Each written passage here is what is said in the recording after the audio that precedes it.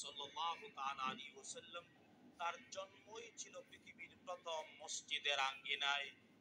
বেড়ে উঠেছেন পৃথিবীর শ্রেষ্ঠ প্রথম মসজিদ মসজিদুল হারামের আঙ্গিনায়। আর 53 বছর মসজিদুল হারামের আঙ্গিনায় কাটিয়ে যখন হিজরত করেছেন, মদিনায় গিয়ে প্রথম একটা মসজিদ তৈরি করেছেন, এর নাম ছিল মসজিদে কুবা।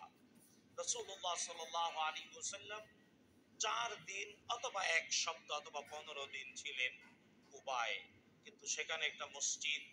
তারপরে যখন মদিনায় রাসূলুল্লাহ সাল্লাল্লাহু আলাইহি ওয়াসাল্লাম ঢুকেছেন, তখন নিজের পকেটের পয়সা দিয়ে, নিজের উপার্জনের পয়সা দিয়ে 2 জন এতিম বালকের মালিকানাধীন জমি, সাহাল এবং সুহাইল, তাদের কাছ থেকে নিজে পয়সা দিয়ে কিনে ওয়াকফ করে দিয়ে রাসূলুল্লাহ সাল্লাল্লাহু আলাইহি ওয়াসাল্লাম মসজিদে নববী নির্মাণ করেছেন।